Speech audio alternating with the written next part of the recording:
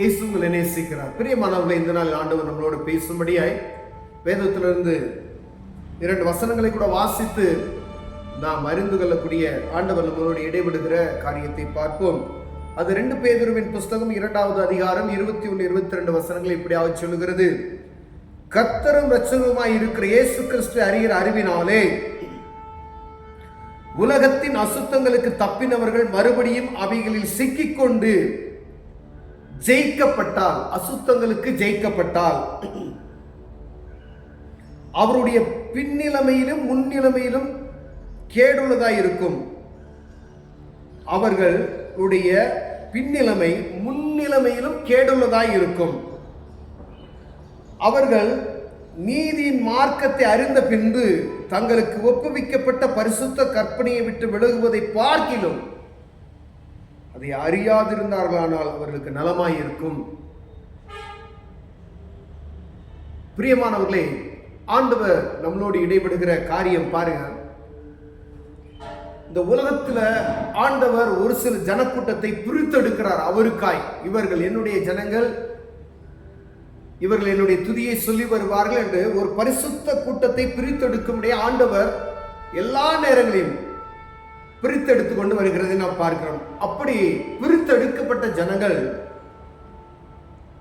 அவரை அறிகிற அறிவினாலே உலகத்தின் அசுத்தங்களுக்கு தப்பிட்டாங்க. அதெல்லாம் ஆண்டவருக்கு, கடவுளுக்கு விருப்பம் இல்லாதது, ஆண்டவருக்கு விருப்பம் இல்லாத எல்லா காரியம் உங்களுக்கு தெரியும். மறுபடியும் இதெல்லாம் தெரிஞ்சு அதுக்கு விலகி தங்களை கரையேற்றவர்களாய் முத்திரை பெற்றுக்கொண்ட பின்பு மீண்டுமாய் பாவத்திற்குள்ளாய் ஆண்டவருக்கு விருப்பமில்லாத ஏதோ ஒரு காரியத்துக்குள் சிக்கிக்கொண்டு அந்த பாவத்தை ஜெயிக்கிறவர்களாய் காணப்பட்டால் அவருடைய பின்னிலைமை முன்னிலைமையும் கேடுள்ளதாய் இருக்கும். அடுத்த வசனத்துல நீங்க ஆண்டவர் நீங்க அறியாமல் இருந்தாவே நலமா இருக்கும் அப்படின்னு சொல்ல, அவ்வளவு கேடுள்ளதா இருக்கும். கர்த்தரை அறிந்து கொண்டு, அவர் நாமத்தை அறிந்து கொண்டு, பரிசுத்த ஆவியின் அபிஷேகத்தை பெற்றுக்கொண்டு, சத்தியத்தை அறிந்து கொண்டு பின்னோக்கி போகக்கூடிய ஒரு மனிதனுடைய காரியத்தை நாம் அறிந்திருக்கிறோம். 12 அப்போஸ்தலர்களில் ஒருத்தர் என்ன செஞ்சாரு? ஒரு 30 வெள்ளிக்காசு காரியம் என்ன செஞ்சார்? 20 காரியத்தை ஆண்டவரை காட்டி கொடுத்தார். அவருடைய பின்னிலை பாருங்க.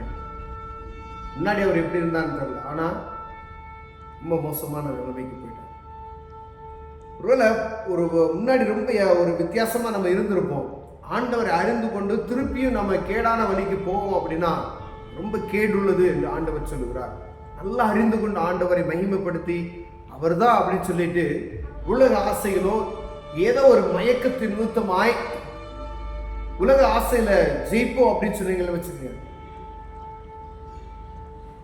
பின்னிலைமை கேடுள்ளதா இருக்கும் என்று ஆண்டவர் சொல்லுகிறார்.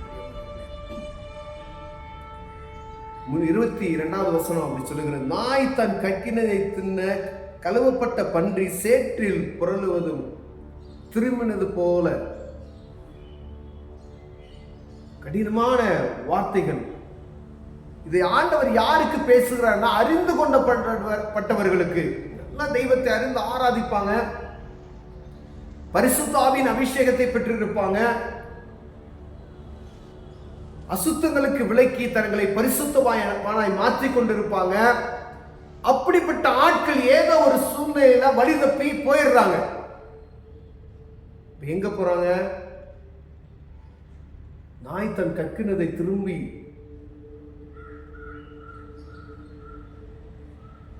தின்னவும், கழுவப்பட்ட பன்றி திரும்பி போய் என்ன தெரியுமா? சேற்றில் விழுகிறதை போலவும் புரளுகிறதை போலவும் என்று சொல்லப்பட்ட மெய்யான பழமொழியே அவர்களுக்கு சம்பவித்தது. எவ்வளவு கடினமான ஆண்டவர் சொல்றார் பார்த்தீங்களா? திருப்பி ஒரு காலம் ஆண்டவரை அறிந்து கொண்டு பின்னோக்கி போயிடாங்க. அவர் சர்வ வல்லமையுள்ள தேவன்.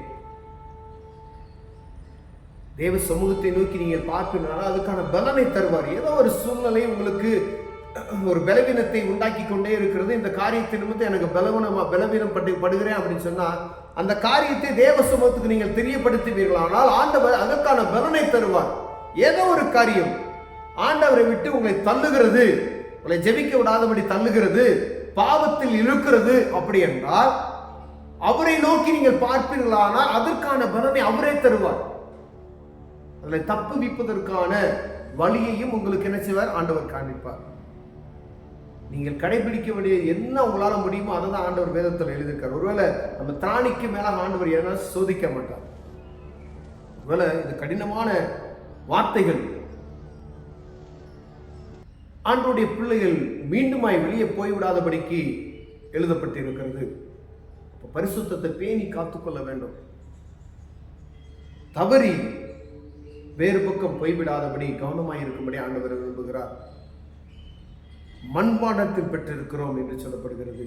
பரிசுத்த ஆவியின் அபிஷேகத்தை அதை காத்துக்கொள்வது மிகவும் முக்கியமானது. பிரியமானவர்களே, ஒருவேளை அரகுர விசுவாசம் உலக இழுக்கிறது இப்படிப்பட்டதான காரியத்தை நமக்கு தெரியும். நான் விழுந்து போயிடணும் அப்படின்னு பயப்படுற ஒரு இது இருக்கும். பயப்பட மாட்டோம். ஆனால் தெரியும் இந்த காரியம் அடிக்கடி உங்களுக்கு ஆண்டவருடைய பிள்ளைகளாக இருக்கிறோம். ஆனால் இந்த காரியம் எனக்குள்ள வருகிறது, ஒரு சம்பவம் என்னை அடிக்கடி இதை சோதிக்கிறது. அதுதான் கண்ணின்னு நினச்சிக்கோங்க. அதுதான் கண்ணி. உங்களுக்கு வலை விரிச்சிருக்கான், அந்த வலையில் சிக்கிக்கொள்ளாதபடிக்கு அவரை நோக்கி பாருங்க, பலர் தருவார்.